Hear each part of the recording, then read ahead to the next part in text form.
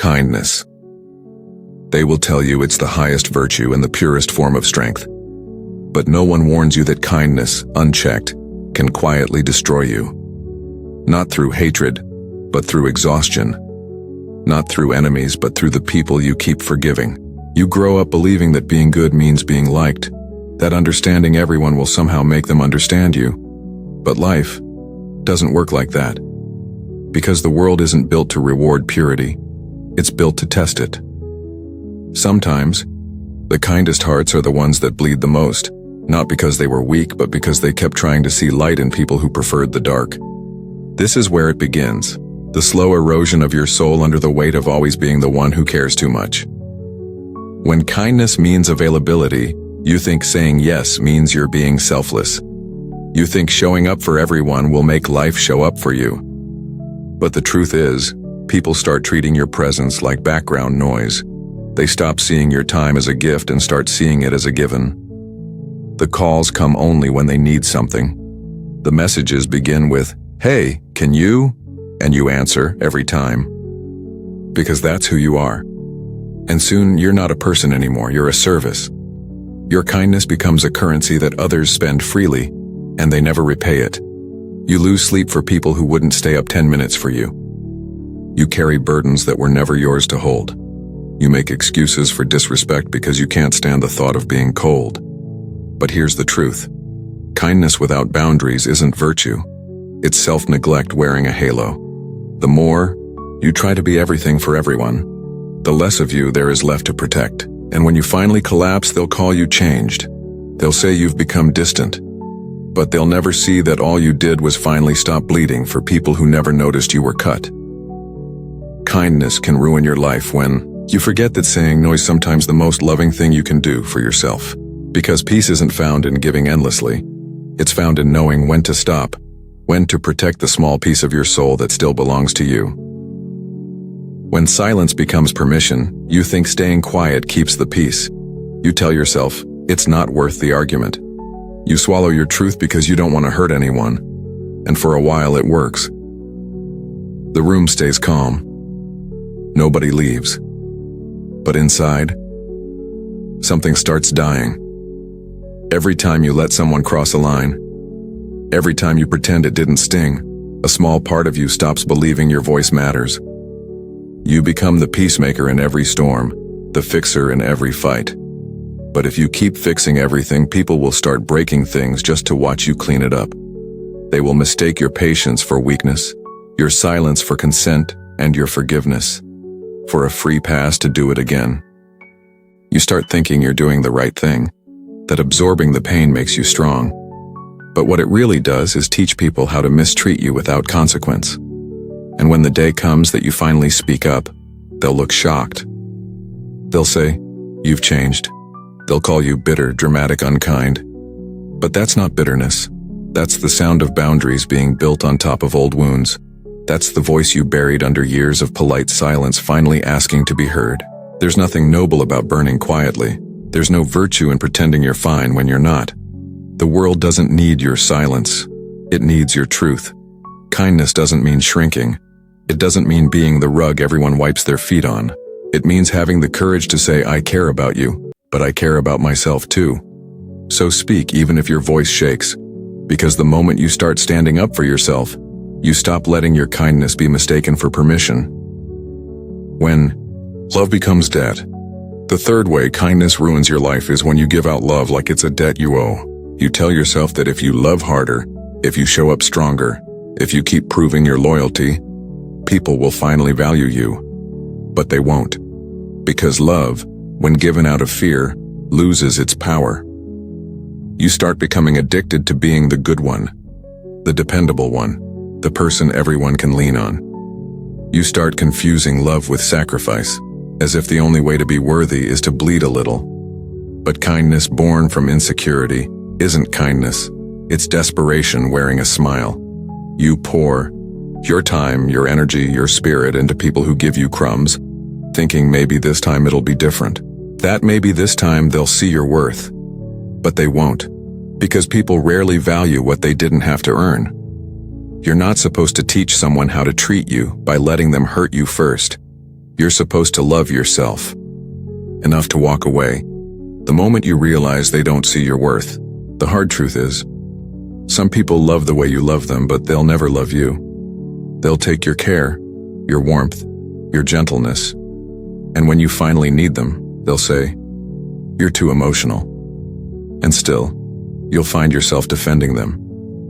Because you can't stand the idea that your kindness could be wasted. But wasted kindness is the tuition you pay for wisdom. It teaches you what love is supposed to feel like, and what it's not. Love without boundaries is not noble, it's self-erasure. You don't owe anyone your constant understanding. You don't owe anyone your peace to prove you're good. When your kindness starts costing your self-respect, it's no longer kindness. It's self-destruction in disguise. So stop trying to love people into changing. That's not love, that's fear of being alone. The moment you stop begging to be seen, you'll realize your kindness was never the problem. It was just misplaced. When helping becomes enabling, you think you're saving them. You think if you just give them one more chance, if you just help them one more time, they'll finally get it right. But they won't. Because the truth is, you can't save people from their own reflection. You can pull someone out of a hole, but if they still think like a victim, they'll crawl right back in. And that's what kindness can blind you to. The difference between helping and enabling. Helping is lifting someone who's trying to stand. Enabling is carrying someone who refuses to walk.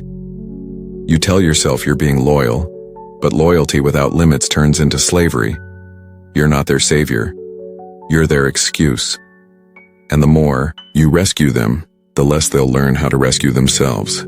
You'll drain yourself trying to fix people who aren't even trying to change. You'll sacrifice your peace to protect their comfort. And in the end, they'll still resent you. Because deep down, nobody respects the person who keeps making their weakness easier to live with. Kindness becomes poison when it shields people from the consequences they need to grow. Sometimes the most loving thing you can do is step back. Let them fall. Let them hit bottom. Because rock bottom is where truth lives, and no one finds their power until they meet their pain. You can love someone deeply and still walk away. That's not coldness, that's clarity. And one day, when they finally rise on their own, they'll understand that your distance wasn't cruelty, it was respect. When empathy turns into absorption, empathy is a gift. But if you're not careful, it becomes a curse. You start feeling everything. You take on other people's sadness like it's your duty. You carry their anger, their fears, their failures, and you confuse that for compassion. But there's a fine line between being understanding and being consumed. You can't heal people by becoming their pain. You can't absorb someone's darkness and still expect to shine. Empaths, real ones, don't realize this until it's too late. You think you're being kind by listening, by staying available, by saying, "It's okay, I understand." But after a while, you don't even know which emotions are yours anymore. You start living in other people's storms, forgetting you had a sky of your own. Your body feels tired, but you call it stress. Your mind feels heavy, but you call it empathy. Your soul feels empty, but you call it love. That's not love. That's emotional drowning. You can care deeply and still protect your peace. You can listen without letting someone's chaos move in. Boundaries don't make you heartless, they make your heart sustainable. If you destroy yourself to keep everyone else okay, you're not spreading light. You're snuffing out your own flame. Remember this. It's not your job to carry everyone's weight. It's your job to stay strong enough to lift your own. Kindness ruins your life when it stops being a choice and starts being an obligation. You can't pour from an empty soul, and the world doesn't need a version of you that's half alive. Protect your energy like it's sacred, because it is. When forgiveness becomes forgetting, they tell you forgiveness sets you free. And it does, but only when it's real. Only when it's followed by wisdom. Forgiveness without awareness is just an invitation for more pain. You keep forgiving people who never change. You keep welcoming back the same chaos just because you don't want to hold a grudge. But letting someone hurt you twice isn't grace. It's self-abandonment dressed up as virtue. You forgive and they smile. You let them back in and they promise it won't happen again. And for a while it doesn't, until it does. because people rarely change when the cost of their behavior is zero. Kindness becomes your downfall when you keep confusing forgiveness with amnesia. Forgiveness should bring closure, not a reset button for someone's disrespect. You can forgive and still walk away. You can let go and still close the door. That's not hate, that's self-respect. Some people are not lessons to keep repeating, they're reminders to stop, returning to the same fire expecting not to get burned. It's okay to wish someone well and still never speak to them again. That doesn't make you cold, that makes you free.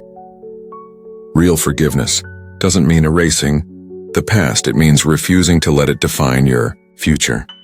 So when you finally stop giving endless chances, don't let guilt whisper that you've become harsh. You haven't. You've just learned what peace feels like and you're not willing to trade it anymore. When peace becomes avoidance, you tell yourself you just want peace, no drama, no conflict, no noise. But sometimes what you call peace is really just avoidance wearing a mask. You avoid confrontation, you swallow your emotions, you let things slide that shouldn't, all in the name of keeping things calm. But calm isn't always peace. Sometimes it's suppression, sometimes it's fear. You stop standing up for yourself because you don't want to lose people. You stop expressing your truth because you don't want to be the difficult one, and over time, that silence starts rotting you from the inside. Because when you suppress your truth long enough, it doesn't disappear, it decays. It turns into resentment, into exhaustion, into numbness. You wake up one day and realize you've built your entire identity around not making anyone uncomfortable. You say, it's fine when it's not. You say, it's okay when it hurts like hell. But here's the paradox. Peace without truth is just a slow death. Real peace is born after the storm, not by pretending the storm doesn't exist. Kindness ruins your life when you trade your authenticity for approval, when you choose harmony with others over honesty with yourself, and you'll know it's happening when you start feeling invisible even in a room full of people you love. Don't confuse silence with serenity. Sometimes, the most peaceful thing you can do is finally say what's been sitting in your chest for years. The world doesn't need your constant calm, it needs your honest fire. When you forget yourself, this is the final and most devastating way kindness ruins your life. When you forget who you are trying to be good for everyone else. You start tailoring your soul to fit every person you meet. You water yourself down to be easier to swallow. You shrink your truth to keep the room comfortable. You smile through pain because you think being kind means never showing struggle. But every time you hide your real self, you die a little inside because you weren't created to be agreeable. You were created to be authentic, and real kindness can't exist without authenticity. When you forget yourself, you become a mirror for everyone else's expectations. You lose your center, and without a center, kindness has no roots. You become exhausted, anxious, bitter, and then you blame yourself for feeling that way. You think, what's wrong with me? I'm doing everything right. But nothing's wrong with you. You've just given too much of yourself away. You can be kind without disappearing. You can love without losing yourself. You can be gentle and still be powerful. The Stoics taught that virtue is balance, and that includes kindness, because anything that's all light and no shadow ends up blinding the person who carries it. Sometimes, protecting your soul means being misunderstood. Sometimes, it means being called selfish by people who were only kind to you when you were useful. But real kindness isn't about being liked, it's about being true. So remember this. Kindness doesn't mean letting everyone in. Kindness means guarding your gates wisely. Because not everyone deserves access to your energy, your time, or your heart. Be kind, but don't be a fool. Be compassionate, but don't be consumed. Be giving, but don't be gone. Kindness should never cost you your peace, and if it does, it's not kindness anymore, it's self-sacrifice. And the world doesn't need more martyrs. It needs more souls who love without losing themselves in the process. If this message hit you somewhere deep, pause for a moment. Breathe. Think about how many times you've mistaken kindness for weakness, love for obligation, peace for silence, and ask yourself, how much of your pain was caused not by others, but by the parts of you that refuse to stop giving? Life isn't asking you to be colder. It's asking you to be clearer. There's power in being kind, but there's divinity in being wise with your kindness.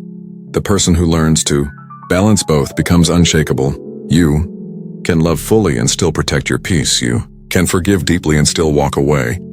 You can be kind without being used. That's what real strength looks like. That's what Stoic peace feels like now. I want to hear from you. What part of this spoke to you most deeply? Leave your thoughts in the comments. I read every single one. And if this message reached your heart, share it with someone who needs to hear it today. Don't forget to subscribe and press the bell icon for more daily Stoic wisdom, only here on Stoic Spark. Because remember, kindness isn't about losing yourself to save others. It's about mastering yourself so you can give from a place of strength, not sacrifice.